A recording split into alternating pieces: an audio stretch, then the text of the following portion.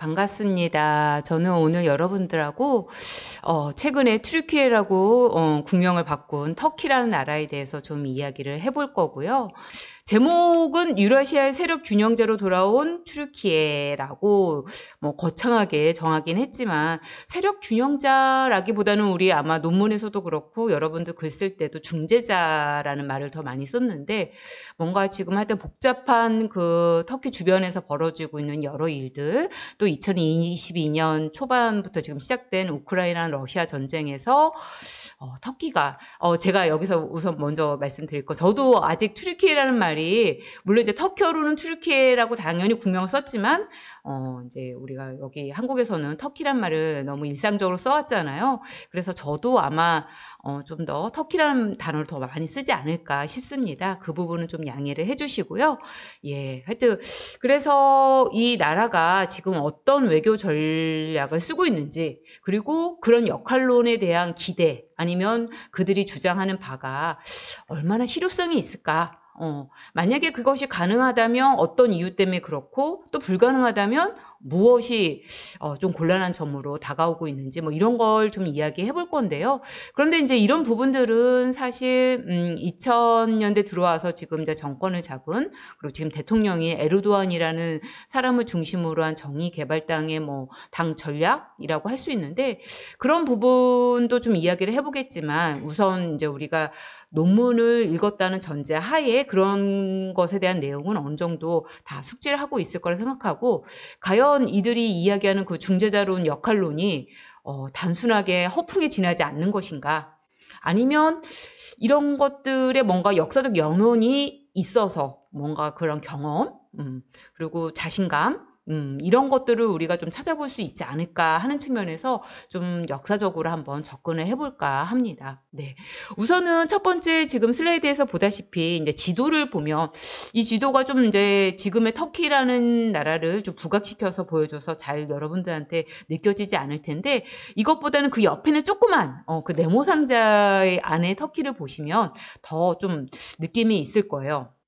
그러니까 유라시아라는 대륙이 엄청 크잖아요. 그랬을 때 터키가 조금 서쪽으로 치우쳐져 있긴 하지만, 아마 역사에 관심이 많으신 분들은 이쪽 지역을 그리스어로는 아나톨리아라고 부르고 라틴어로는 레반트 지역이라고 부르잖아요. 이 두 단어가 다 해가 뜨는 곳이라는 그런 의미를 가지고 있고, 그렇기 때문에 뭐 오늘날에도 학문적으로 우리가 동양이 어디서부터 시작되느냐 라고 얘기했을 때 바로 이제 이 터키의 소아시아부터 이렇게 그 경계선을 긋게 되죠.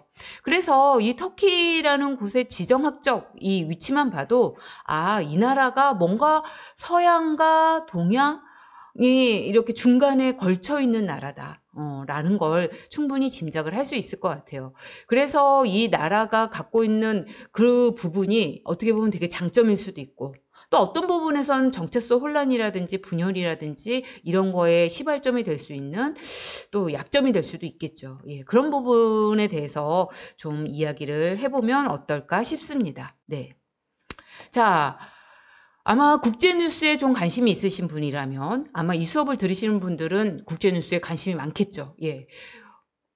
보면 신문이나 무슨 이제 포털 사이트에 정말 자주 등장하시는 분이 바로 지금 터키의 대통령이십니다. 특히 러시아 우크라이나 전쟁이 나고 나서 그렇죠.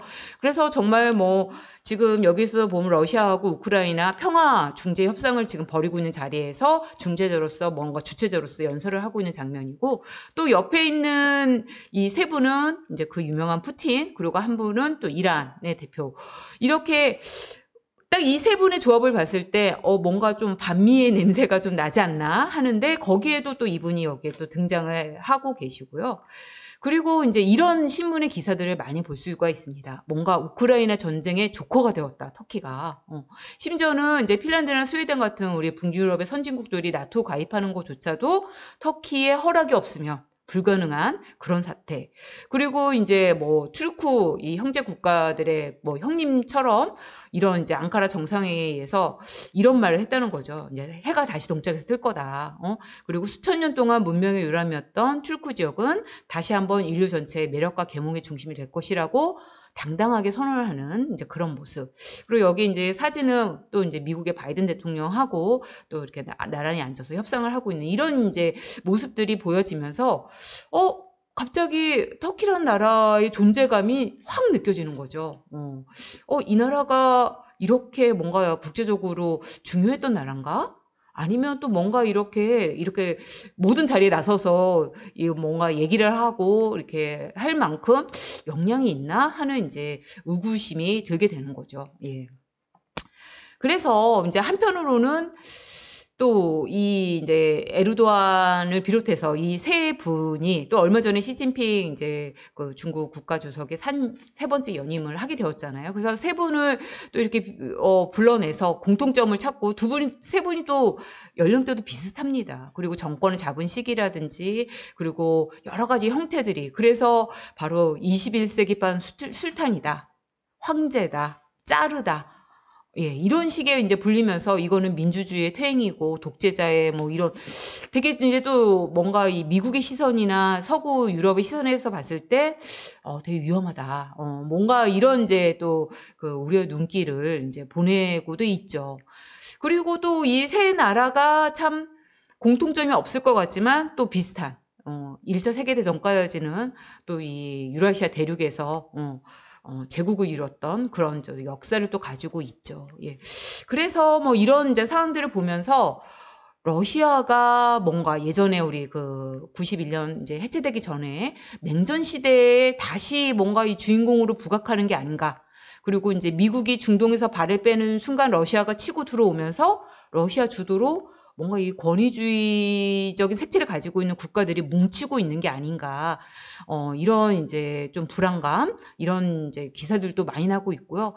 거기에다가 지금 이제 미국이 이 중동에서 발을 뺐던 건 이제 뭔가 중국 쪽에 더 이렇게 집중해서 이렇게 이제 경쟁 라이벌 관계를 형성하고 있는 이런 상황들을 어떻게 해결할까 이런 거였는데 오히려 이제 러시아나 중국 또 그 외에 원래 시아벨트라고 얘기하는 뭐 시리아 뭐 이런 이쪽 지역 우리 빨간색으로 보이는 지도에 보면 시아벨트는 뭐 이제 그러느니 하죠. 이쪽은 원래부터 좀 미국하고 사이도 안 좋고 미국의 제재도 받고 있는 지역이고 전쟁도 계속 되고 있는 지역이니까.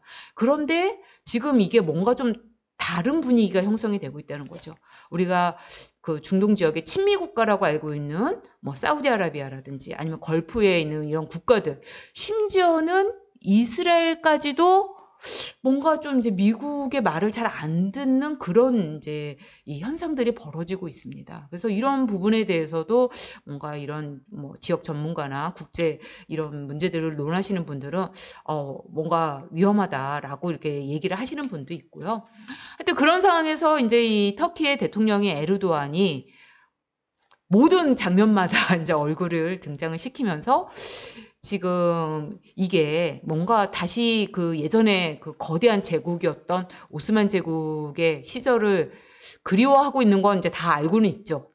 그런데 이런 야심을 드러내는 거냐 아니면 뭐 그건 아니고 뭔가 좀 더 이렇게 강력한 지역에서의 강자로서 뭔가 자기의 그 국내적인 문제라든지 아니면 주변 국가들과 갖고 있는 문제들을 해결하기 위해서 좀 자기가 중재에 나선 거냐라고 이제 학자들 간에 뭐 이제 여러 사람들이 이제 지켜보고 있는 그런 상황입니다. 예. 지금 여기 옆에 있는 사진은 이제 우크라이나하고도 사실 군사 동맹을 맺고 있잖아요. 그래서 그 전쟁 전에 젤렌스키 이제 대통령하고 이렇게 또 그 정상회담을 하고 있는 이런 모습들입니다. 그래서 우리가 과연 지금 이 터키가 이렇게 달라지고 있는 이런 현상들에 대해서 어떻게 이야기를 해야 될까? 이게 정말 세계 중재자로 돌아온 것인가? 아니면 정말 우크라이나 러시아 전쟁이라는 이런 불행한 이런 국제 정세 속에서 터키는 이런 기사도 있거든요. 꽃놀이패를 쥐었다. 정말 어부지리로 뭔가 아주 좋은 상황. 사실 지금 터키가 내부적으로는 문제가 많거든요. 2023년에 지금 대선을 앞두고 있고요. 그리고 거의 물가가 80% 인플레이션이 있고 경기도 엄청 안 좋고요. 그리고 에르도안이 뭔가 밀리고 있습니다, 지금. 예전처럼 인기가 있지가 않아요. 그랬을 때 뭔가 이런 지금 러시아 우크라이나 전쟁과 같은 여러 가지 복잡한 현황들을 내부 다지기 뭔가 자기의 그 자리를 지키기 위한 그런 걸로 기회를 삼고 있는 것이 아닌가 하는 이제 의구심도 드는 거죠. 네. 그래서 저는 이제 그런 이야기는 우리가 그 한두 편의 논문이었지만 거기에서도 잘 이야기가 되고 있기 때문에 그런 것들은 뒤에서 좀 알아보고 우선은 우리가 뭔가 이쪽 지역에서 좀 잘 해보겠다. 여기저기 좀 평화 협상도 모색해보고 주변 국가들끼리 좀 갈등 없이 협력하면서 세계 평화 뭐 이런 거창한 이야기들을 하는 게 그냥 이렇게 내뱉는 소리가 아니라 그래도 한때 세력 판도를 바꿀 수 있는 힘을 가졌던 제국의 역사를 가진 나라거든요. 그래서 어떤 측면들이 있었느냐. 그러니까 터키의 전신인 오스만 제국, 무려 700년 동안에 있었던 나라인데 그때도 터키라는 나라가 이렇게 그 오스만 제국이 700년의 역사를 단일 왕조에 의해서 가져왔다는 건 뭔가 뭔가 요령이 있었을 거 아니에요. 그런데 그 요령 중에 하나가 우리가 흔히 생각하는 것처럼 무력에 의해서 힘이 세서 정복 국가로서 유럽을 위협하고 주변 국가들을 아랍인이나 뭐 여러 그런 국가들을 그냥 억누르던 게 아니라 뭔가 잘 조정하고 중재하고 또 외교수를 잘 활용한 그런 능력에서 연원한 건 아닐까 하는 측면들 그런 것들을 좀 우선 좀 보고요. 그리고 우리가 이제 지금 가장 관심이 있는 건 아무래도 오늘날 튀르키예의 외교 정책 방향 뭐 이런 것들이잖아요. 그러니까 여러분들도 그 에세이에 많이 쓰셨지만 뭐 신오스만주의 그리고 범투르크주의 또 뭐가 있을까요? 뭐 신유라시아주의 여기에 신자란 말이 자꾸 붙잖아요. 그 얘기는 이런 뭔가 이 주장하는 그 바들이 원래 예전에도 있었다는 이야기겠죠. 근데 그 예전이 거슬러 올라가면 오스만 제국까지 거슬러 올라가고요. 그리고 터키 공화국 초기부터도 계속 있었던 이야기예요. 어떻게 보면 계속 재탕하고 삼탕 재탕 막 이렇게 하는 것 같아서 별로 신선하지 않다라는 비판을 할 수도 있을 것 같긴 한데 하여튼 그런 내용들이 어떻게 달라지고 그리고 왜 그런 것들이 갑자기 튀어나오고 또 내용은 어떻게 달라졌는지 뭔가 배경을 좀 보도록 하겠습니다. 그리고 마지막으로는 이제 과연 그런 주장들이 실현되려면 지금 터키가 갖고 있는 여러 가지 문제들 어떤 것들을 해결해야 될까 이런 부분들을 좀 순서적으로 좀 알아보도록 하겠습니다. 자, 우선 역사를 좀 알아볼게요. 역사에 관심 있으신 분들은 우리가 뭐 세계사 고등학교 교과서에서도 한 챕터에 이제 오스만 제국 이야기가 나옵니다. 그래서 뭐 이렇게 낯설지 않은 주제일 수도 있는데 그래도 잘 모른다는 이제 전제하에 아주 초보적인 것만 좀 설명하자면 이게 1580년의 오스만 제국의 영토예요. 보다시피 지중해의 대부분을 장악하고 있습니다. 그리고 우리가 생각하는 것보다 유럽 쪽에 땅이 아주 많아요. 이게 이제 술레이만 대제라는 술레이만 가장 유명한 왕이죠. 전성기를 누렸던. 물론 영토는 이 이후에 더 넓어지긴 합니다. 그래도 하여튼 이 시기가 지중해에서 패권 그리고 유럽과의 관계 모든 면에서 가장 정점을 찍었던 시대라고 이야기를 할 수가 있어요.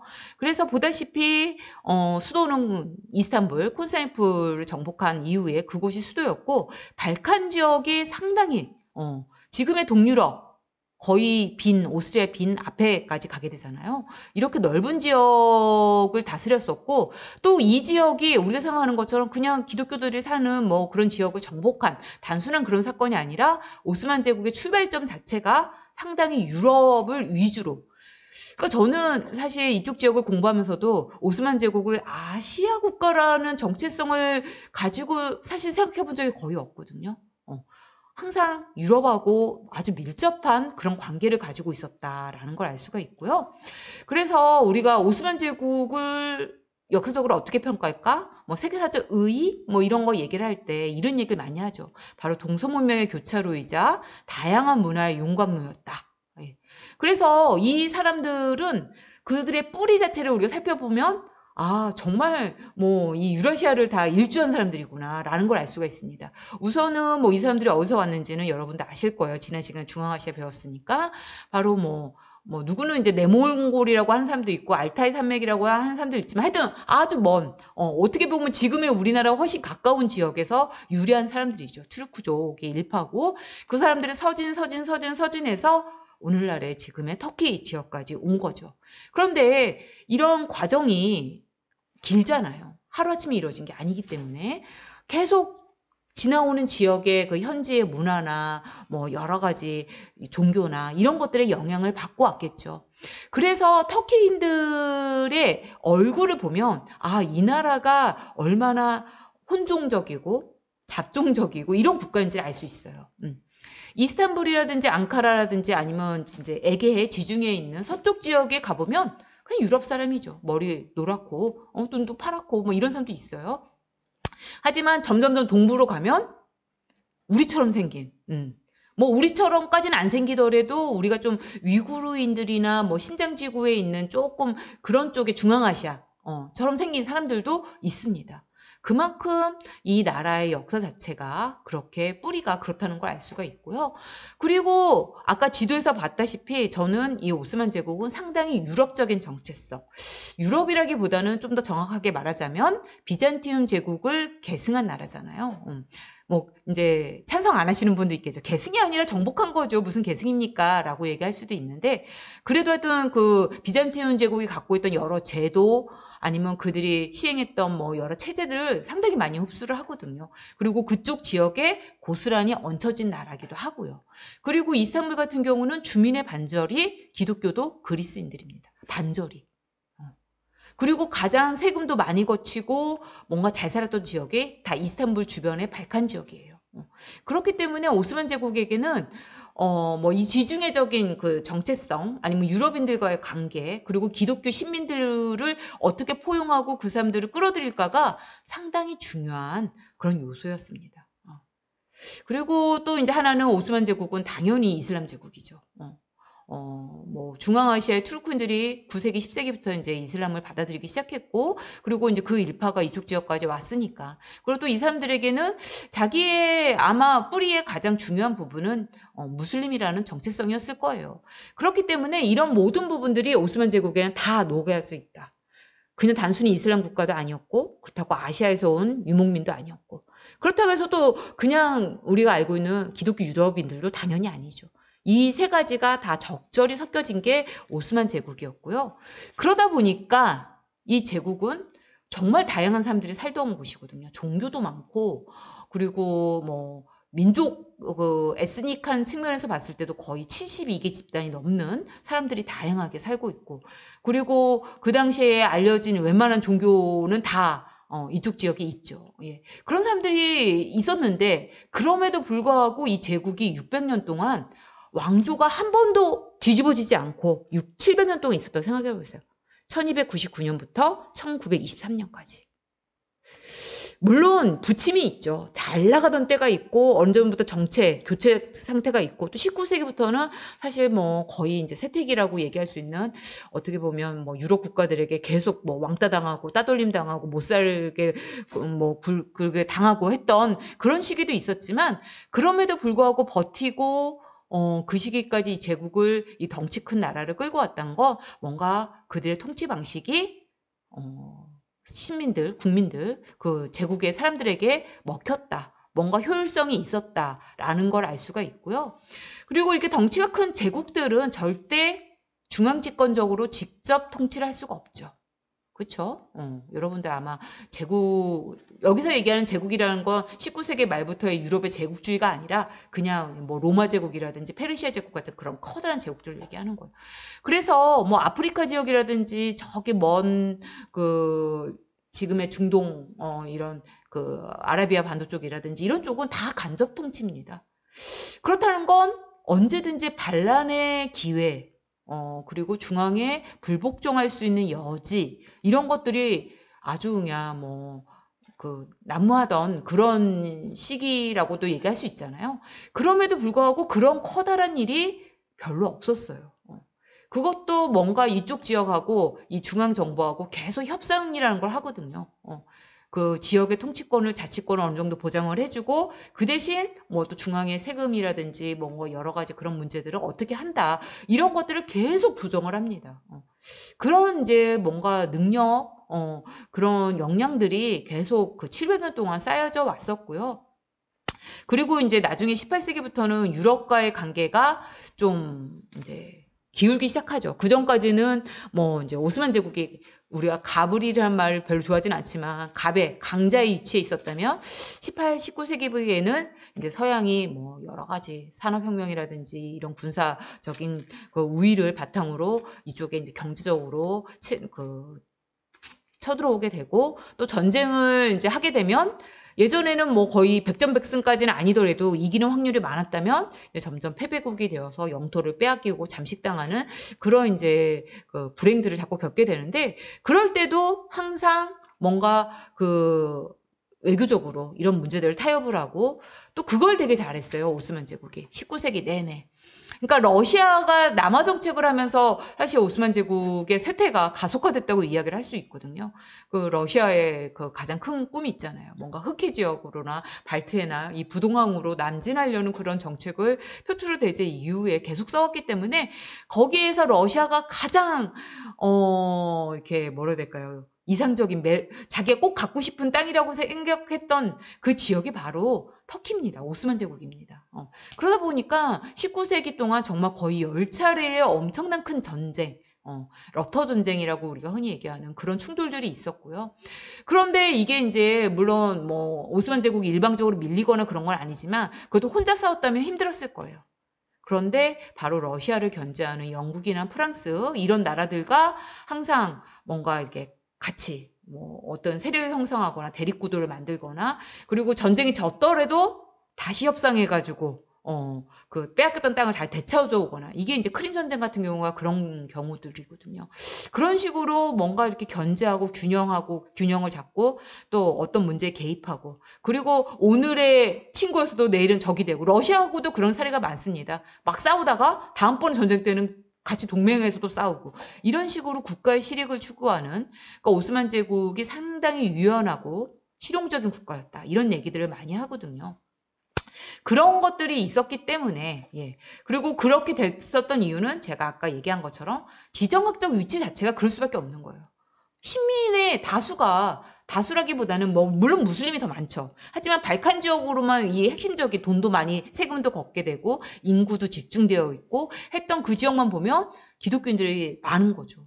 그런데 이제 그런 사람들을 뭔가 배척을 하고 소외시킨다면 제국은 운영이 안 됐을 거예요. 그래서 그런 사람들을 뭔가 자치도 보장해주고 그리고 그 사람들의 기본적인 권익에 대한 여러 가지 법적 보장 그래서 이제 밀레트 제도라든지 아니면 이런 치해법권이라든지 이런 것들이 일찍이 이 사람들에게 허용이 되고 있고요. 그래서 하여튼 이 오스만 제국의 여러 가지 역사를 보면 외교 전략을 상당히 중요시하고 그리고 뭔가 동맹을 맺거나 하는 것에도 우호적이었다. 그런데 우리는 워낙 유럽에서는 반투르크 정서가 아주 오래전부터 자리가 잡았기 때문에 이 역사학계에서도 이 오스만 제국의 그런 측면들을 잘 평가하지 않는 거죠. 걔네들은 정복국가였어. 외교? 그런 거 몰라. 그냥 칼 들고 싸우는 애들이야. 그리고 뭐, 얘네들이 뭔가 국가답게 그래도 대화를 하고 외교관을 이제 파견하고 대사관을 설치하고 다 그 19세기 일이잖아? 그 전까지는 뭐 그냥 되는 대로 했던 그런 나라야. 이런 식의 아주 저평가하는 그런 연구들이 많았다는 거죠. 근데 실제로 봐보니까 그렇지가 않았다는 거예요. 여기 제가 이제 예를 들었지만 베네치아 같은 경우는 물론 이제 오스만 제국에 되게 아쉬운 소리를 할 때가 많아서 그랬을 수는 있지만 무려 이 짧은 시기 동안 이렇게 대사를 그때그때 뭐 이쪽에서도 많이 보내고 터키 쪽에서도 오스만 제국 쪽에서도 많이 보냈고요. 그리고 프랑스하고는 사실은 어찌 보면 기독교 국가고 이쪽은 이슬람 국가임에도 불구하고 그 당시에 가장 강성했던 합스부르크 제국에 대항하기 위해서 250년간이나 동맹 관계를 유지하는 그런 사례도 있고요.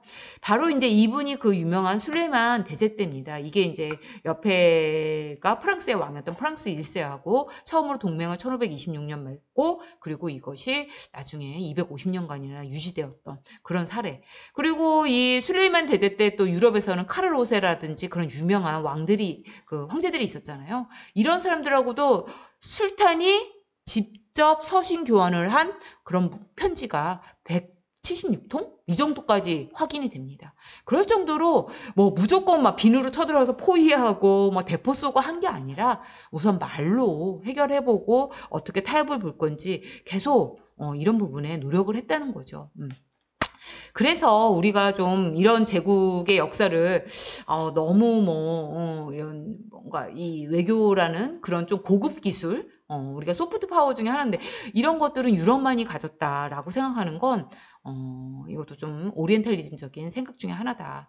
그리고 제가 봤을 땐 사실 그런 외교술이 빛난 건 오히려 후기에 가서예요. 오스만 제국이 위기에 처했을 때. 이게 1699년이 이제 그 카톨릭 동맹 세력들하고 전쟁에서 처음으로 패배를 인정한 전쟁이에요. 그 전까지도 물론 졌던 적은 있었겠죠. 하지만 그것 때문에 뭐 어느 영토를 저기 한다, 뭐 전쟁 배상금은 얼마, 이런 것들 조약을 맺은 적이 없는데 이 시기에 처음으로 맺게 되거든요. 그래서 이제 여기를 이제 변곡점으로 뭐 이제 오스만 제국이 위기를 맞고 쇠퇴기로 갔다라고 이제 얘기를 하는 사람들이 있는데, 하여튼 그 이후에 보면 아까 그 넓은 영토가 나중에 이제 오늘날의 이 터키 이 정도 지도가 넘어갔는데 그렇게 조그만 나라로 되게 되는 게 이제 계속 19세기 내내 여러 가지 위기들이 벌어집니다. 그런데 그런 상황에서도 끊임없이 여러 가지 다양한 세심한 외교적 전략, 아까 얘기한 것처럼 강대국 유럽 열강 간에 뭔가 줄타기 외교를 한다거나 아니면 서로 대립하게 만들어가지고 뭐 이제 이 실익을 취한다거나 이런 식으로, 그리고 또 이제 이제는 이제 입장이 좀 바뀌었으니까 도대체 저 서양 사람들이 어떻게 하길래 이렇게 잘 나가나, 그들은 어떤 식으로 경제 발전하고 기술 발전이 되는지 이런 것들이 이제 정보가 필요해지게 되거든요. 그래서 유럽 주요 도시에 이제 상설 대사관 같은 것도 설치하고 그 사람들이 해야 되는 가장 중요한 임무 자체가 보고서 쓰는 거예요. 그쪽 지역에서 어떤 일들이 벌어지고 있는지. 그래서 이런 정보에 오스만 제국도 아주 빠삭한 그런 상황이었다는 거죠. 그런 것들을 봤을 때 외교라는 게 뭐 이렇게 뭐 미천한 그런 상황이 아니었다. 아주 경험이 풍부했다. 그리고 우리 이제 뒤에 나오는 오스만주의, 이슬람주의, 뭐 이런, 그리고 나중에는 이제 말기에 가면 청년 투르크 혁명 같은 게 일어나면서 투르크주의, 이런 것들이 이미 오스만 제국 말기에 다 그 정치인들에 의해서, 그 당시에 지식인들에 의해서 주창되던 이야기들이에요. 그리고 이런 이제 이데올로기들은 당연히 제가 안 했는데 넘어갔어요. 예, 당연히 그 당시에 이제 게르만주의라든지 아니면 러시아의 슬라브주의라든지 이런 민족주의가 유행을 하면서 거기에 대한 대응으로서 이제 오스만 제국도, 그렇다면 우리는 오스만 제국이 안끼리 뭉치겠다. 그리고 나중에는 이제 기독교인들이 많이 떨어져 나갔을 때, 그렇다면 우리는 이제 무슬림들끼리니까 우리끼리라도 유럽에 맞서서 똘똘 뭉쳐보자. 이런 주의들을 이야기를 하는 거죠.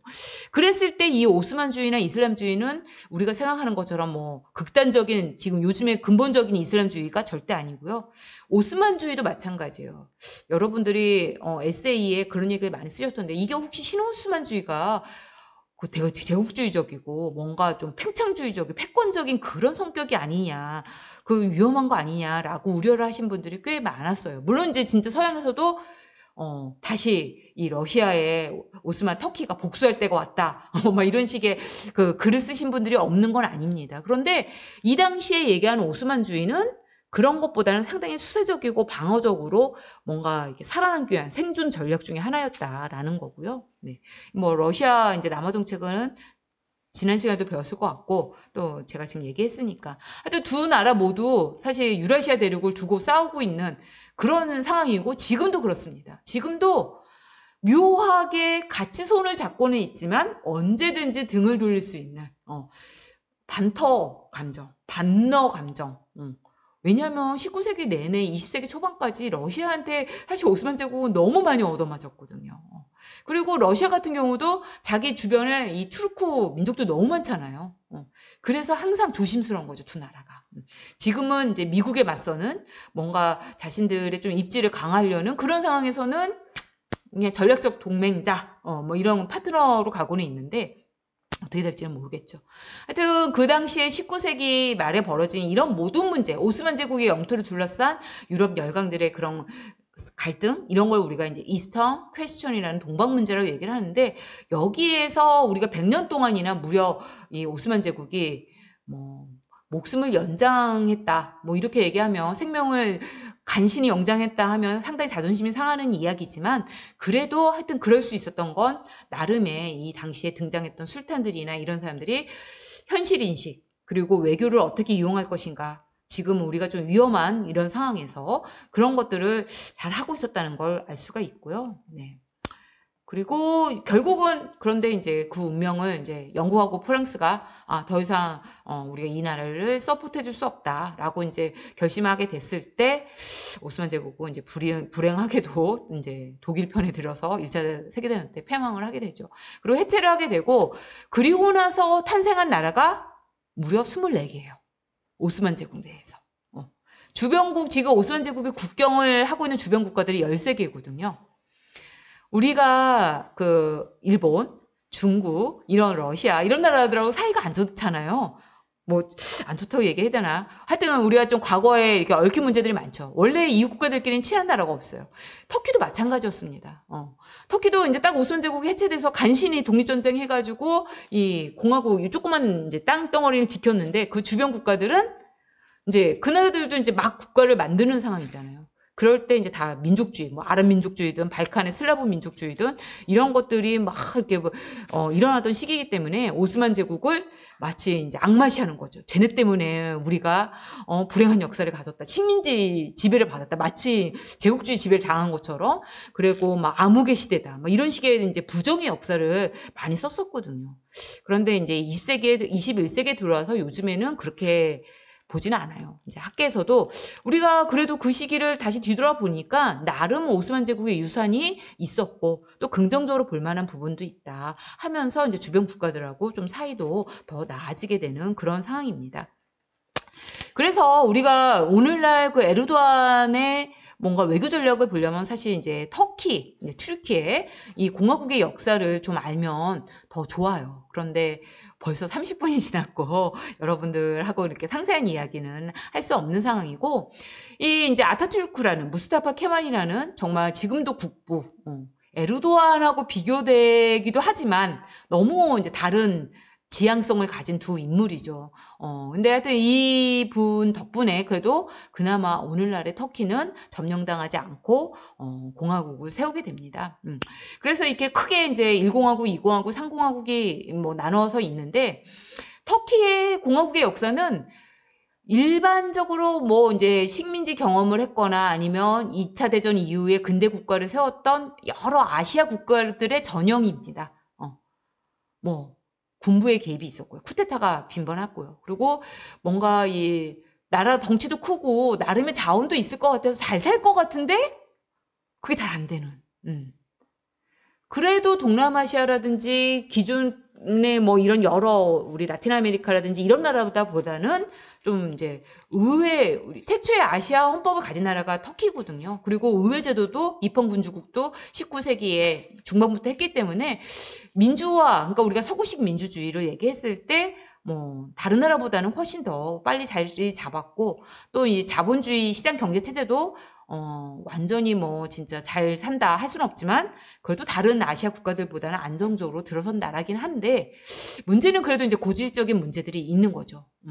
우선은 이제 아타투르크라는 분이 아주 오스만 제국의 일을 갈면서 오스만 제국의 모든 걸 부정합니다. 우리는 저 나라처럼 되면 안 된다. 저 나라 때문에 우리가 망했으니까 우리는 오스만 제국과 반대로 간다. 우선 이제 유럽이라든지 이런 사람들이 우리를 너무 이제 착취하고 뺏어가고 그러니까 우린 쟤네들하고 좀 따로 살 거야. 그리고 쟤네들 유럽의 뭐 내부의 문제 이런 거 절대 들어가지 않을 거야. 그래서 2차 대전 때도 그렇게 전쟁에 참여해라고 했는데도 거의 끝까지 중립국을 지켰고요. 근데 나중에 이제 국제연합에 가입하려면 연합국 쪽에 있어야 된다 해가지고 어쩔 수 없이 독일을 향해서 이제 선전포고하는데 근데 실제로 총은 한 발도 안 쐈어요. 그런 상황이에요. 그러니까 이 아타투르크는 어떻게 해서든지 중립, 고립, 우리가 강해지려면 그동안 좀 이제 기초를 다져야 되니까 유럽의 문제에는 전혀 발들여 놓지 말자 하는 식의 이제 그런 정책을 취할 수밖에 없었던 거죠. 그리고 지금의 에르도안 정부는 그거에 반대로 가고 있습니다. 그러니까 아타투르크의 그 명령, 진짜 명령이거든요. 우린 터키는 이런 나라다. 세속주의, 그리고 국가주의, 뭐 그리고 좀 이제 서구식 근대화를 추구하는 뭐 이런 국가를 추구했다면 에르도안은 그 반대로 물론 이제 국가주의는 여전히 있죠. 민족주의 성격도 있고 하지만 좀 이슬람주의라든지 오스만 제국의 역사에 대해서 찬양하고 뭐 더 이제 막 캐내려고 하는 이제 그런 쪽으로 간다고 할 수 있어요. 그래서 이 공화국의 역사를 이렇게 정리하신 분이 있더라고요. 사회적으로는 이슬람이라는 정체성을, 정치적으로는 유럽이라는 정체성을 모두 지켜내려다 보니까 우왕좌왕, 갈팡질팡 정말 고분불투하는 역사였다. 라고 이렇게 정리를 하시는데 저는 이 말이 진짜 맞는 것 같아요. 모기가 한 마리가 자꾸 왔다 갔다 해서. 그리고 저는 터키가 앞으로 나아질 것인가 아니면 또 여기서 주저앉고 실패할 것인가 그건 바로 이 문제를 어떻게 해결하냐에 따라 달라질 거라고 생각을 해요. 하얀 투르크인과 갈색 투르크인이 있다고 얘기를 하거든요. 아까 제가 그 지리적으로도 사실 조금 사람들이 모습이 다르다고 했잖아요. 그런데 그거는 단순히 피부색이나 생김새를 이야기한 게 아니라 정말 그들이 갖고 있는 사고방식, 가치관 자체도 그렇게 달라요. 저 내륙 동부 쪽하고 유럽에 가까운 그 레반트 연안에 사는 사람들하고는. 그런데 이게 지금 거의 내전 수준이라는 거예요. 하여튼 그런 이야기를 지금 좀 볼 수가 있는데 하여튼 이 공화국의 역사가 그렇다는 거예요. 예, 아시아 국가들이 겪었던 정치 불안, 경제적 위기 이런 것들이 끊임없이 반복되는 우리 지금 이 남한보다 거의 7, 8배 큰 나라예요. 그리고 가보면 너무 입지도 좋고 환경도 좋고 뭐 진짜 여기서 보다시피 중동 지역에서 최대 강국이고 뭐 여러 바다도 있죠. 육지로도 나가 유럽으로 가기, 중동으로 가기, 저 유라시아로 가기 너무 좋아요. 교통적으로도. 그리고 뭐 이제 뭐 물도 풍부한 국가고 농업국이고 뭐 여러 가지 풍부한 물론 이제 뭐 석유 안타깝게도 중동 쪽에 있는 거 치고는 석유 같은 건 거의 안 나오고 광물도 거의 없지만 그거 말고 그 외에 뭐 인구도 러시아 다음으로 유럽에선 가장 많은 지역이고요. 그런데 이제 아까 얘기한 것처럼 주변이 너무 복잡하고 주변이 근데 복잡한데 대부분의 국가들이 내전 중이거나 전쟁 중이거나 아니면 독재 국가거나 경제 위기를 겪거나 뭐 그 13개 국가 중에 조용하고 안정적인 국가가 사실은 거의 없다라고 할 정도로 그래서 여기에 보면 오늘날 중요한 국제 문제 중 무려 70%가량이 터키와 연계되어 있다. 여러분 이거 아셨습니까? 저도 이제 수업을 하면서 여러 가지 이제 막 글들을 읽어보고 하게 되는데, 와, 왜 터키 에르도안 대통령이 여기저기, 왜 거기서 나와? 왜 거기도 계세요? 라고 할 수밖에 없는 게 바로 이런 거예요. 우리가 봤을 때, 터키하고 저기, 저 먼 아프가니스탄하고 무슨 상관이야? 뭐 시리아는 가까우니까 뭐 이해를 한다고 하더라도, 뭐 그런데 그게 다 관계가 있는 거예요. 역사적인 연원이라든지 그런 것들이. 그래서 하여튼 지금 정말 중요한 위치에 있다, 튀르키예가. 그리고 그런 이제 시대적 사명감? 이런 것들을 지금 에르도안 대통령을 위시한 터키 정부가 뭔가 짊어지려고 하고 있어요. 그래서 이제 맨 처음에 여러분들 그 논문에 이제 이런 내용이 잘 정리가 되어 있습니다. 그 냉전이 시작되기 전까지 터키가 1952년에 나토에 가입하기 전까지는 아까 그 이 지금 기차 타고 계신 분이 아타투르크예요. 이분이 정말 이런 중요한 얘기를 한 거죠. 절대 유럽 부수령에는 개입하지 마라. 중립 지켜라. 고립주의. 물론 이제 이분은 세속주의와 서구식 근대화를 추구했던 분이긴 하지만 그래도 하여튼 우리는 평화 국가로서 어떻게 보면 스위스처럼 된다면 얼마나 좋을까 뭐 이런 식의 이제 생각을 하셨던 분이죠. 그래서 이대 대통령도 끝까지 2차 대전에 이제 개입을 안 하고서 버티셨는데 문제는 2차 대전 이후에 바로 이제 스탈린의 소련이 이제 강대국이 되어서 나타났고 거기다가 터키에게 거의 협박을 합니다. 야, 그 이스탄불에 있는 그 다르데네세협이랑 그쪽 흑해, 야, 그거 좀 같이 써야 되는 거 아니야? 그리고 너 그 동부 땅 있잖아. 그거 거의 우리 적인데, 너희 저기 해야 되는 거 아니야? 뭐 이런 식의 이제 거의 진짜 대놓고 내놔라 하는 이제 협박을 받게 돼요. 그래서 이제 이때부터 안 되겠다. 뭔가 우리의 확실한 입장을 세워야겠다. 그리고 이제 경제도 어렵기도 했고. 그래서 이제 트루먼이 그 당시에 뭐 마셜 플랜이라든지 이런 걸로 유럽에 엄청나게 물량을 쏟아내고 있을 때였잖아요. 그리고 이제 냉전이 시작되면서 철의 장벽을 치고 바로 그때 이제 그리스하고 터키가 나토에 가입을 하게 됩니다. 이때부터는 이제 뭐 에르도안 정부, 에르도안이라는 게 아니라 이제 소련이 1991년에 이제 해체되기 전까지는 대체로 터키는 항상 유럽 국가다. 그리고 뭔가 미국하고도 잘 지낸다. 뭐 이런 식의 이제 인식이 있었던 거죠. 그리고 그 반면에 주변 국가들, 중동하고는 좀 소원한, 그러니까 왜냐하면 그 정권 자체가 그 아타투르크를 이은 계속 그 정부들이 우리는 세속 국가다. 그러니까 뭔가 이슬람적 정체성을 상당히 좀 억압하고 지우려는 그런 노력들을 많이 했기 때문에 굳이 우리보다 뭐 약하고 아직 뭐 여러 가지 문제들을 겪고 있는 저 나라들하고 우리가 뭐 물론 이제 나중에 70년대에는 에너지, 석유가 중요해지면서 뭐 유연한 관계를 갖긴 하지만 그게 친하지는 않았다는 거죠. 그리고 그 외에 중앙아시아에 있는 투르크 국가들은 감히 얘기도 못했겠죠. 왜냐하면 소련 하에 있었기 때문에 괜히 야 거기에 그 우리 형제 우리 조상의 뿌리가 그쪽인데 라고 얘기를 하면 이건 커다란 문제 분쟁이 될 거라는 걸 알고 있었기 때문에 90년대까지는 거의 그쪽하고는 알면서도 모른 채 외면 뭐 이렇게 했다고 할 수가 있어요. 그러다가 이제 이런 정책이 확 바뀌게 된 게 바로 이제 탈냉전 90년, 91년 이때를 이제 전후로 한다고 할 수 있죠. 그런데 이것도 그냥 소련이 해치됐기 때문에 자동적으로 벌어진 일은 아니에요. 그 이전에 이미 터키는 지금 이제 유럽이나 미국이나 이런 나라한테 좀 삐지고 있는 그런 상황입니다. 뭐 어떤 일이 있었냐면 여기서 이제 계속 언급이 되는 건데 바로 EU, 유럽 국가들과의 관계죠. 너무 자존심이 상하는 일들이 계속 벌어져요. 뭐 여러분들은 지금 EU에 터키가 들어가려고 노력했는데 그게 좌절됐다. 이게 이제 뭐 근래 일이다라고 알고 있는데 아닙니다. 그 EU의 전신이 유럽 경제 공동체 ECC가 있을 때 이미 63년에 준회원국 신청을 했었어요. 그리고 이때부터 관세 뭐 철폐라든지 뭐 여러 가지 그러니까 이쪽 지역에서 빼갈 건 다 빼가고 그러면서도 자기들이 일원으로 받아주지 않는 거죠. 그리고 그러면서 너희가 안 되는 이유들을 상당히 너희들은 뭐 인권도 낮고 뭐도 안 되고 뭐도 안 되고 뭐 이런 식으로 계속 내정 간섭을 하게 되고요. 그리고 이제 또 그 터키하고 또 정말 사이가 안 좋은 이웃 국가 그리스가 있죠. 그리스가 이제 터키 만약에 들어오면 뭐 우리가 나가든지 절대 안 돼. 뭐 이런 식의 이제 그런 것들을 하고 그리고 뭐 이제 74년에 불을 꺼졌던 키프러스 이런 문제도 있고 뭐 여러 가지 하여튼 터키의 발목을 잡고 있는 그런 국외적인 문제들이 있어요. 쿠르드족 문제, 키프러스 문제. 지금도 키프러스, 북키프러스는 사실 불법 점령하고 있는 거라고 유엔에서는 이야기를 하고 있기 때문에 뭐 그런 문제라든지 그리고 이제 이런 것들이 또 내부적으로도 역시 그 이제 정치적인 그 소수자의 목소리 뭐 이런 인권 문제하고 다 연계가 되는 거죠.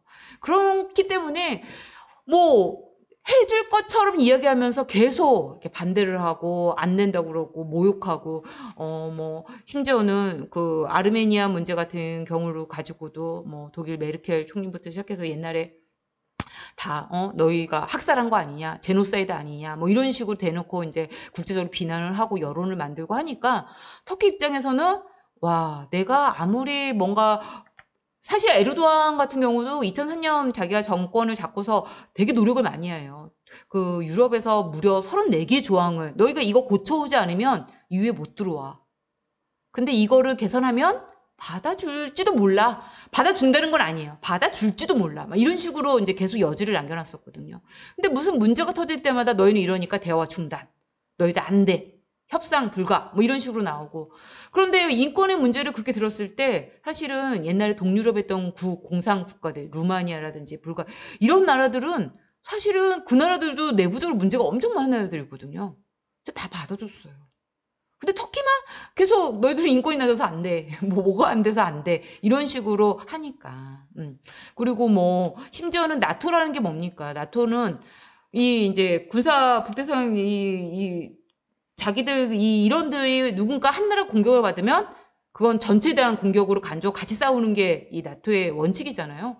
그런데 이제 독일 같은 경우 대놓고 터키를 공격한다고 해서 그거는 나토 전 회원에 대한 공격으로 간주하지 않아도 된다. 뭐 이런 말 대놓고 하고 하니까 이제 터키 입장에서는 상당히 내가 이제 소련이 없어진 상황에서 그러지 않아도 전략적으로 이제 터키가 예전만큼 중요하지 않아졌는데 이제 더 이 미국이나 그리고 미국도 정말 섭섭하게 하는 일들이 많습니다. 여러분 신문 기사 한번 찾아보면 뭐 바이든 대통령도 얼마 전에 있었던 일이에요. 21년에 뉴욕 유엔 본부 앞에 엄청나게 큰 뭐 3억 달러를 들여가지고 튀르키예 하우스라는 걸 지었는데 거기에 이제 참석을 하기로 돼 있었어요. 그래서 이제 기다리고 있었죠. 막 성대하게 차려놓고. 그런데 바로 이제 그 개막식 있기 전에 뭐 갑자기 워싱턴으로 돌아가야 된다 하면서 팽 하고 가버린 거예요. 그 에르도안이 얼마나 자존심을 구기고 화가 났겠습니까? 그래서 그 자리에서 즉석 지금 러시아에서 항공 미사일 뭐 몇 대 추가로 구매한다 뭐 이런 거 발표하고 막 이랬을 정도로 근데 미국한테도 되게 섭섭한 일들이 계속 누적이 되어 있고 한 그런 상황입니다. 그러다 보니까 이제 이 터키의 입장에서는 튀르키예 입장에서 야 지금 이제 상황은 더 이상 이제 미국을 중심으로 돌아가는 상황이 아니야. 이제 우리 알잖아요.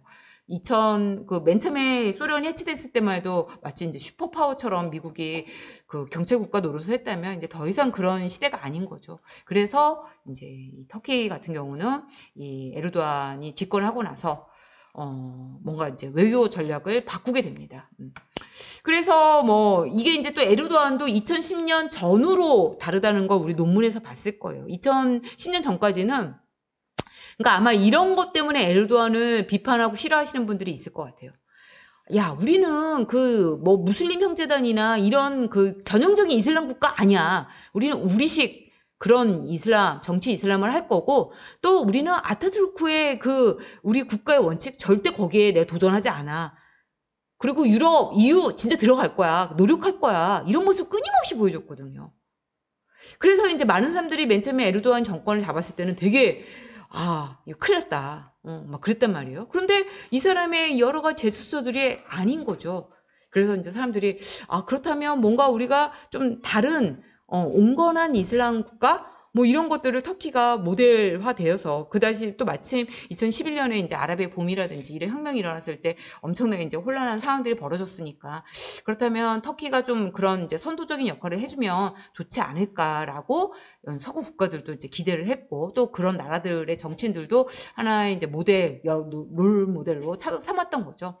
그런데 이제 2008년을 기점일 거예요. 그때 이제 총선에서 엄청나게 크게 승리를 하고 그리고 이제 경제도 또 막 발전해서 2008년이면 세계적으로는 금융이 있고 막 이럴 때잖아요. 근데 터키는 반대로 더 막 이렇게 경제 성장하고 막 이랬을 때였거든요. 그래서 정말 처음으로 물가 상승률이 한 자릿수로 잡히고 막 세계 경제 뭐 15, 17위까지 가고 뭐 이런 진짜 그 기존의 그 항상 만성적인 그런 정치 불안과 경제 위기에 시달리던 것과는 다른 모습을 보여줬단 말이에요. 그러니까 국민들에게 얼마나 인기가 많았겠어요. 이제 자신감이 생긴 거죠. 그래서 이때부터 왠지 본색을 드러내기 시작하는 본색을 드러냈다고 좀 얘기하는 건 이제 저의 평가고요. 더 이제 강경하게 이슬람식의 막 머리 히잡 써라.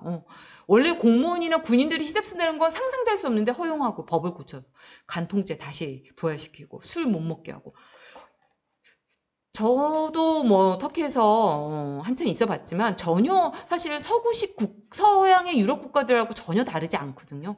그런데 그런 모습들이 2010년 이후에 너무 달라지기 시작한 거죠.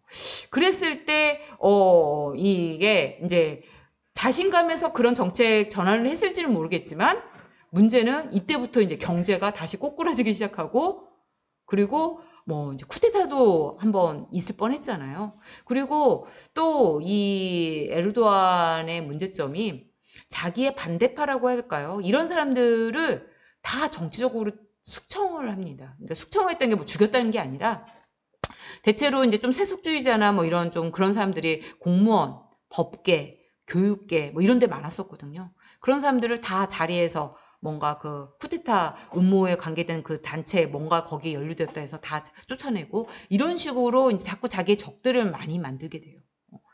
그러면서 하여튼 지금 이제 얼마 후에 다음에 대선이 있는데 지금 여론조사를 해보면 아주 불리한 상황입니다. 아주 불리한 상황이고 아까 제가 얘기한 것처럼 경제는 점점 어려워지고 있고요. 그런데 지금 이제 뭐 우리 매매 자이언트 스텝이니 뭐 미국 연방에서 지금 뭐 어떻게 하니 뭐 이런 얘기 계속 나오는데 유일하게는 아니죠. 몇몇 나라가 지금 금리를 인하를 안 하고 있는데 그 나라 중에 하나가 터키예요. 그런 식으로 해서 지금 엄청나게 고인플레 막 지금 국민들은 이제 앞으로 이제 큰일 났다라고 하고 있는 그런 위기 상황이거든요. 그럴 때 바로 이 정의개발당과 에르도안이 더 국제 외교에 매진하고 있는 모습을 보이고 있는 거예요. 그러니까 어떤 건지 아시겠죠? 뭔가 자기의 존재감을 자꾸 보여주고 곳곳에서 나타나고 뭐 이러면서 그 내용 중에 하나가 신오스만주의고, 이거는 이제 여러분들 다 읽어봤으니까 신유라시아주의고, 또 하나가 튀르키예식 모델을 근거로 한 범투르크주의고, 그리고 이제 그러면서 중동과의 관계가 더 이제 적극적으로 개입을 하고요. 그래서 예전에는 이제 뭐 이걸 룩사우스, 이제 남쪽을 봐라 하면서 룩사우스 정책을 하는데, 뭐 물적 인적 교류도 증가를 하고요. 무려 뭐 수출 수입 뭐 이런 거는 7배 정도가 증가했다고 하거든요. 그리고 이제 예전에는 이슬람적인 색채를 안 드러냈다면 무슬림 형제단 지지한다. 그리고 이스라엘한테도 좀 더 강경한 목소리를 보인다든지 뭐 이런 식의 그런 것들을 자꾸 보여주고 있습니다.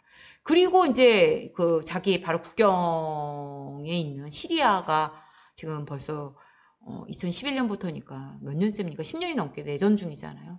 그런데 사실은 뭐 유엔에서도 이 문제들을 중재하려고 미국도 그렇고 뭐 계속 노력을 하고 있죠. 거기다가 또 이게 내전에서 끝난 게 아니라 IS라는 어마어마한 이제 테러 조직이 또 생겼기 때문에 이건 이제 지금 미국을 비롯해서 모든 이제 전 세계적으로 아주 위협적으로 생각하고 있는 그런 상황이잖아요. 그래서 바로 이 문제를 어떻게 해서든지 해결을 해야 되는데 바로 거기에 터키가 또 중재자를 나섰습니다. 그래서 뭐 이렇게 시리아 문제를 해결하기 위해, 그리고 거기에는 그 중재자가 바로 이란하고 러시아가 있고요. 예. 그래서 이게 왜 중요하냐면 지금까지 뭐 제네바 회담이라든지 이런 데서는 정부군하고 반군이 같은 협탁에 앉지 않았어요. 서로 이제 자기 나는 저 사람들하고 얘기할 수 없다 이랬다면 이 아스타나 프로세스에서는 양측을 다 불러내는데 성공을 한 거죠. 그래서 뭐 휴전하자, 그리고 어느 지역은 안전지대로 하자, 뭐 이런 식의 상당히 아직까지는 완전히 타결된 건 아니지만 그래도 지금까지 어떤 국제 저기보다도 더 좀 실효성을 많이 발휘한 그런 상황이고요. 그리고 또 하나가 또 이스탄불 프로세스라는 게 있습니다. 바로 아프가니스탄의 문제예요. 여기서도 이제 다자 협력 이니셔티브인데 여기도 당연히 또 뭐 이제 이 아프가니스탄을 비롯해서 탈레반, 그리고 또 아프가니스탄 문제는 파키스탄하고도 또 아주 중요하게 연결돼 있잖아요. 이런 사람들을 또 한자리에 불러서 이런 문제들을 해결하려고. 그렇다면 아프가니스탄하고 터키하고 도대체 무슨 상관이에요? 저 아프가니스탄은 국경도 안 면하고 있고 저 멀리에 있는 것 같은데. 그런데 이게 또 역사적으로 오스만 제국 때부터 그쪽에 투르크인들도 많이 살고요. 아주 오랜 외교적인 관계가 있었습니다. 그래서 그리고 참 터키가 또 이런 쪽에서는 지금 유엔 나토가 그쪽에 가서 평화 유지군으로 있잖아요. 그래서 터키도 초기부터 그쪽에 가 있었는데 되게 똑똑하게 처신을 해요. 우선 이제 미군들은 막 선글라스 같은 거 끼고 다니면서 되게 위협적으로 사람들을 막 으르렁 막 총 같은 거 다 들고 다니고, 근데 터키 군인들은 절대 그렇지 않다는 거예요. 선글라스 안 끼고 총 안 들고 그리고 군용차 안 타고. 그래서 이제 뭔가 물건을 나눠주거나 할 때도 되게 친근하게 가서 할아버지한테 인사하고 웃고 막 이러면서. 그래서 지금 민심이 되게 좋은 거야. 아프가니스탄 국민들한테도 터키라면 한번 이야기해 볼 수 있지. 그 사람들이라면 뭔가 우리를 위해서 우리 편이 되어서 이야기를 해줄 거야 하는 그런 이제 민심을 얻은. 그래서 또 이런 이스탄불 프로세스가 가능했던 거예요. 그리고 이제 또 코카서스죠. 또 여기가 유라시아 발칸 지역 아닙니까? 구르지아라고 부르면 안 되죠. 조지아, 그리고 뭐 아르메니아, 아제르바이잔.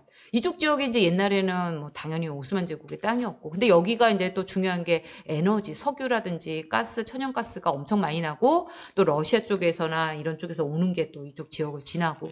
그런데 이제 여기에 또 오스만 제국 때부터 계속 이제 이런 그 친분이 있었기 때문에 이런 문제에 있어서 또 물론 이제 아르메니아하고는 역사적인 문제 때문에 좀 갈등이 있지만 그래도 제가 알기로는 이제 뭐 국경도 개방을 하고 대화를 하려고 하는 이제 그런 상황이고요. 그리고 중앙아시아는 여러분들 질문 중에 그런 게 많았어요. 그 소프트 파워, 공공외교가 그게 얼마나 유효할까요? 그리고 도대체 터키가 갖고 있다는 그게 뭡니까? 라고 이야기를 많이 하시는데 한번 찾아보세요. 튀르크족, 튀르크어, 이 세계 유라시아의 분포. 거의 다 퍼져 있습니다. 발칸부터 정말 거의 중국까지. 그래서 물론 그게 아무것도 아닐 수도 있지만 그래도 야, 우리가 원래는 한 뿌리에서 나왔어. 그리고 너와 우리가 쓰는 언어가 비슷해. 그리고 또 심지어는 이제 중앙아시아 국가들과는 종교도 똑같아. 라고 했을 때 그게 뭐 이제 뭐 그 사람들이 진짜 필요한 건 돈이고 뭔가 무기를 대주고 더 그런 실제적인 하드파워적인 걸지는 몰라도 절대 무시할 수 없는 그런 부분들이라는 거죠. 그리고 지금 이제 그 소련이 해체되고 나서 중앙아시아에 맨 처음에 접근했다가 사실 그때는 총알이 없어서 뭐 이제 뭐 이렇게 흐지부지 됐다가 지금 다시 이제 또 이쪽으로 진출을 많이 하고 있는 그런 상황이고요. 그래서 769 국가기구라는 이제 각 지역 그 국가들 정상들끼리 모여서 이런 회의도 또 얼마 전에 이제 앙카라에서 열기도 했고요. 그리고 이제 러시아와의 관계는 제가 아까 얘기한 것처럼 오스만 제국 때부터 아주 오랫동안 싸우고 앙숙이고 그러면서도 또 사실은 이 러시아와 터키가 유럽 국가들로부터 당해왔던 그런 차별, 소외 비슷하거든요. 항상 너희들은 유럽 우리하고 가까이 있지만 하지만 우리하고는 달라. 그리고 너희들은 항상 위험해. 뭐 이런 식의. 그래서 러시아가 소련이 이제 탄생하고 그 러시아 혁명에 의해서 만들어지고 나서 곧바로 이제 터키가 공화국이 생겼잖아요. 그랬을 때 둘이 다 국제적으로 고립되어 있는 그 상황에서 서로 가장 먼저 이 터키라는 나라를 인정해준 나라가 소련이고요. 그리고 공황 때도 서로 좀 도와주는 사례들도 있고. 그리고 지금은 사실 터키는 아마 러시아를 절대 손절하지 못할 거예요.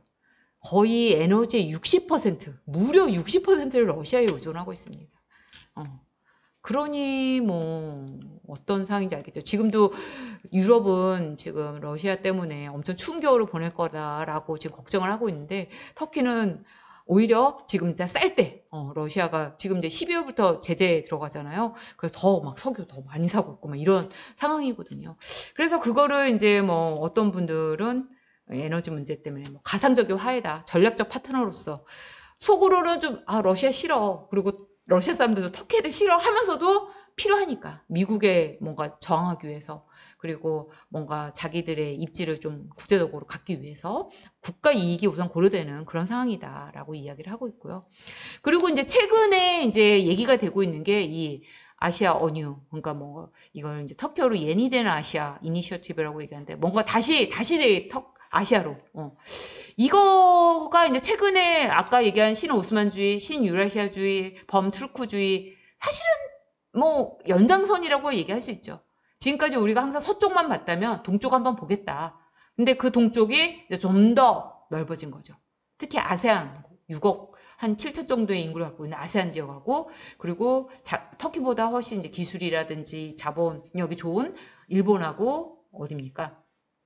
그 한국 뭐 이런 나라들로부터 좀 배우겠다 선진 기술이나 그래서 그런 협력을 이제 가겠다 그래서 우리가 이제 전 세계적인 허브로서 역할을 하겠다라고 이제 이야기를 하고 있는데요. 이건 모르겠어요. 아까 이제 신오스만주의나 신유라시아주의 같은 경우는 사실 다 이제 역사적으로 접속을 했었고 같이 살았던 경험들이 있고 뭔가 공통점을 찾을 수 있거든요. 근데 동남아시아 물론 그쪽도 무슬림이 많긴 하죠. 근데 더 나아가서 일본하고 한국 이쪽으로는 계속 무역 적자를 보고 있는 그런 상황이고 오히려 사실은 이제 일본도 그렇고 지금 한국 기업들도 엄청나게 많이 진출해 있기는 해요. 그리고 되게 흑자를 보고 있죠. 그런데 이제 그런 것들을 좀 더 균등하게 뭔가를 할 수 있을지는 좀 더 지켜봐야 되지 않을까. 그래서 이제 튀르키예 외교 전략 미래 전망 이제 거의 시대간이 다 됐는데 과연 가능한가? 이런 이야기는 이제 여러분들이 좀 토론 시간에 이야기를 하셔야 될 것 같고요. 이거는 이제 제가 아까 얘기한 것처럼 왠지 좀 뒤끝이 남는 거죠. 혹시 여전히 EU에 가고 싶고 미국하고 잘 지내고 싶은데 예전에 일제 세계대전 때도 팽 당했던 것처럼 이쪽 지역에 안 껴주니까 삐져가지고 야 우리 너희가 아니어도 이런 친구들하고 할 수 있어 라는 걸 보여주기 위한 하나의 그 레버리지라는 뭔가 그런 단계로서 동쪽으로 눈을 돌리는 건지 아니면 정말 야 이제 지쳤다. 우리가 지금 공화국이 내년이 100주년이거든요. 설립 100주, 건국 100주년인데 지금까지 유럽에 그렇게 뭐 진짜 그게 100년이 아니에요. 그 오스만 제국 때부터 그랬으니까 그렇게 뭔가 강구하고 친하게 지내자 했는데 우리를 안 껴준다면 그러면 이제 우리도 더 이상 너희들에게 애걸복걸하지 않겠다. 동쪽으로 나가겠다. 라고 이제 이야기를 하는 건지 그거는 그 진짜 숨은 의도라고 해야 될까요? 좀 더 봐야 될 것 같고 그런데 여전히 하여튼 유럽 EU가 뭐 독일 같은 경우가 가장 큰 무역 교역 국가고 그 다음이 러시아거든요. 그리고 뭐 여전히 모든 것들이 이쪽으로 많이 쏠려져 있어요. 그러니까 아시아 쪽으로 가기 위해는 정리될 게 너무 많은 거죠. 그리고 그 외에 국내적으로도 정리해야 될 문제들이 너무 많습니다. 이런 문제들이 해결되지 않는다면 사실 역시 그냥 말에 지나지 않을 수도 있다. 그리고 이제 저는 이 정치적 이슬람주의 우리 그 에르도안 정부의 정책에 대해서 좀 되게 비판적으로 보신 분들도 있는데 저 역시도 그래요. 지금 이 에르도안의 행태로 봐서는 과연 터키가 정말 더 이렇게 뭐 민주화되고 더 좋은 나라로 갈 수 있을까 하는데 상당히 좀 의구심이 들고요. 하지만 우리가 그냥 국가의 실익을 따지는 국제관계라는 측면에서 봤을 때는 어떻게 보면 나쁘지 않다라고 마이너스보다는 좀 플러스를 더 점수를 줄 수 있는 측면도 있지 않나. 잘만 그런 것들을 계속 이어갈 수 있다면. 그런데 내부적으로 봤을 때 되게 이제 권위적이고 그리고 중요한 건 아까 얘기한 것처럼 아타투르크식의 정치 그 국가 정책이 이슬람이라든지 아니면 농민이라든지 가난한 사람들을 많이 배제했던 것처럼 이번에는 반대로 세속화되고 서구화되고 뭔가 좀 엘리트였던 그런 사람들이 소외되고 있는 그래서 국론분열이 일어나고 있는 이런 상황이 터키의 정치적 안정을 너무 해치고 있다라고 이야기할 수 있고요. 이게 2014년 터키 지방선거입니다. 이때만 해도 노란색 정의개발당이 엄청 많죠. 근데 이게 2019년인데 이걸로 봤을 때 그래도 선생님 노란색이 많은데요? 라고 얘기할 수 있지만 사실 이쪽에는 그렇게 뭐 인구라든지 뭔가 이 경제 집중도가 떨어져요. 그런데 핵심적인 이 대도시들이 있는 지역 그리고 해안가에 있는 지역들이 다 그 공화인민당으로 넘어갔죠. 그리고 이 동부는 쿠르드족을 지지하는 민주당으로 또 다 넘어갔고 이 에르도안이 지금 얼마나 위기의식을 느끼고 있을지 이해가 되죠. 거기다가 이제 이런 여론조사를 해봤어요. 그랬더니 지금 가장 인기가 있는 이 사람도 지금 40대 젊은 사람입니다. 이스탄불 시장을 하고 있는 사람이거든요. 그 사람은 이제 공화입니다. 세속주의 쪽 파의 사람인데 제가 에르도안하고 계속 이렇게 비교해봤어요. 만약에 이 사람이 후보로 나온다면 어떻게 무려 30%까지 앞서고 있는 상황이에요. 에르도안은 장기 집권을 염두에 두고 17년에 법을 바꾸고 대통령제를 바꿨잖아요. 그래서 2018년에 대통령이 당선됐는데 계속 뭔가 연임을 하고 좀 꼼수를 부리며 무려 2034년까지 대통령을 할 수가 있어요. 지금 푸틴도 그렇고 시진핑도 그렇고 지금 그렇잖아요. 이게 권력을 한번 잡으면 이게 참 내려오기가 힘든데 그런데 그거를 지금 뒤집을 수가 있는 거죠. 근데 터키는 이런 거는 그래도 다당제 국가고 의회 정치가 오랫동안 뿌리가 내려져 있기 때문에 이거를 갖다가 뭐 국민의 여론을 어떤 식으로 뭔가 조작을 하거나 하는 게 절대 쉽지는 않을 것 같거든요. 그리고 하여튼 경제도 이렇게 지금 어렵고요. 무려 지금 80%. 그래서 이런 지지율 하락에 맞선 대응으로서 여러 가지 합니다. 그 어느 분이 지적했던 것처럼 튀르키예로 국호를 변경한 것도 그렇고 또 지난해부터 문제됐던 성소피아 성당을 다시 박물관에서 사원으로 바꾸려고 하는 그런 행위도 그렇고 교육과정 개입 여기 지금 제가 썼지만 그리고 역사물을 엄청나게 많이 만들고 있어요. 그래서 우리가 한때 이슬람 국가 오스만 제국 때 이렇게 잘 나갔다 뭐 이런 것들 국뽕이라고 하죠. 그런 것들을 이제 이런 미디어를 동원해서도 많이 하고요. 그리고 이제 그 중에 하나가 바로 이런 거예요. 계속 서방과 러시아 사이의 중재를 통해서 우리가 지금 이렇게 잘 나가고 있다. 그건 또 내 능력이다. 이런 것들을 계속 국민들에게 각인시켜주고 있는 그런 측면들이 있다는 거죠. 그래서 그런 측면을 이제 이렇게 본다면 정말 이 지금 터키가 세계 중재자로서 이렇게 나서고 있는 이런 상황들이 정말 진심에서 우러나서 하고 있는 것일까? 그리고 이게 뭔가 장기 지속할 수 있는 가능성이 있는 것인가? 라는 것에 대해서 그게 이렇게 되려면 엄청나게 뒷받침되는 게 많잖아요. 사실 터키 자체가 너무 아까 세계 지금 모든 문제 70%에 연루가 되어 있다고 하는데 그렇다면 자기 이웃들하고도 지금 당장 잘 지내는 것도 쉽지가 않은데 국내적으로도 경제, 정치 다 불안하면 절대 그럴 수가 없겠죠. 그런 상황에서 이제 여러분들이 요런 문제들을 한번 이건 이제 지금 다 사실은 우리가 얘기한 것들을 다시 한번 정리를 해보는 건데 여러분들의 생각은 어떤지. 네, 이상으로 강의는 마치겠습니다.